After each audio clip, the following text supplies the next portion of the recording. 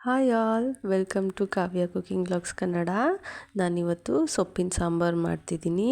ಸಖತ್ತಾಗಿರುತ್ತೆ. ಬನ್ನಿ ಹೇಗೆ ಮಾಡೋದಂತ ನೋಡೋಣ. ಒಂದು ಬೌಲ್ಗೆ 2 ಚಮಚ ಬೇಳೆ ಹಾಕ್ಕೊಂಡು ಬೇಳೆ ನೀಟಾಗಿ ವಾಶ್ ಮಾಡ್ಕೊಳ್ಳಿ. ಈಗ ಒಂದು ಕುಕ್ಕರ್ಗೆ ವಾಶ್ ಮಾಡಿ ಇಟ್ಕೊಂಡಿರೋ ಬೇಳೆ ಮತ್ತು ಒಂದು ಟೊಮ್ಯಾಟೊ ಈ ಥರ ನೀಟಾಗಿ ಕಟ್ ಮಾಡ್ಕೊಳ್ಳಿ. ಮತ್ತು ಒಂದು ಹಾಫ್ ಈರುಳ್ಳಿ, ರುಚಿಗೆ ತಕ್ಕಷ್ಟು ಉಪ್ಪು ಮತ್ತು 1.5 ಗ್ಲಾಸ್ನಷ್ಟು ನೀರನ್ನು ಸೇರಿಸಿ ಅರಿಶಿನ ಪುಡಿ ಸೇರಿಸಿ 3 ವಿಷಲ್ ತೆಗೆಸಿ. ನಾನಿಲ್ಲಿ ಸಬ್ಬಸಿಗೆ ಮತ್ತು ಪಾಲಕ್ ಸೊಪ್ಪು ತೊಗೊಂಡಿದ್ದೀನಿ. ಅದನ್ನ ನೀಟಾಗಿ ವಾಶ್ ಮಾಡಿಕೊಂಡು ವಿಷಲ್ ತೆಗೆಸಿಟ್ಟಿದ್ವಲ್ಲ ಅದಕ್ಕೆ ಕಟ್ ಮಾಡಿಕೊಂಡು ಸೇರಿಸ್ಕೊಳ್ಳಿ. ಇದನ್ನು 1 ವಿಷಲ್ ತಗೊಳ್ಳಿ.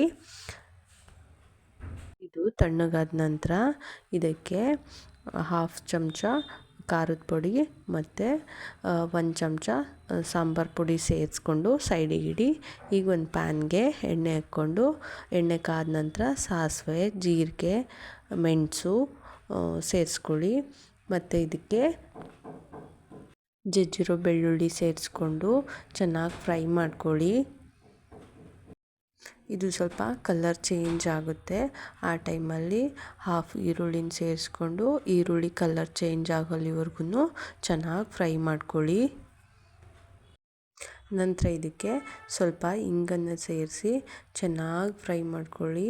ಈರುಳ್ಳಿ ಸ್ವಲ್ಪ ಕಲರ್ ಚೇಂಜ್ ಆಗುತ್ತಲ್ಲ ಆವಾಗ 2 ಚಮಚದಷ್ಟು ವಿಷಲ್ ತೆಕ್ಕೊಂಡಿದ್ವಲ್ಲ ಅದನ್ನ ಸೇರಿಸ್ಕೊಂಡು ಅದನ್ನ ಮಿಶ್ರಣಕ್ಕೆ ಸೇರಿಸ್ಕೊಂಡು ಚೆನ್ನಾಗಿ ಮಿಕ್ಸ್ ಮಾಡ್ಕೊಳ್ಳಿ. ಒಂದು 5 ಮಿನಿಟ್ಸ್ ಚೆನ್ನಾಗಿ ಕುದಿಸ್ಕೊಳ್ಳಿ. ಇವಾಗ ನೋಡಿ ರುಚಿಕರವಾದಂಥ ಸೊಪ್ಪಿನ ಸಾಂಬಾರು ರೆಡಿ. ಚಪಾತಿ ಜೊತೆಗೆ ಅನ್ನದ ಜೊತೆಗೆ ತಿನ್ಬೋದು. ನೀವು ಒಂದ್ಸಲ ಟ್ರೈ ಮಾಡಿ. Thank you.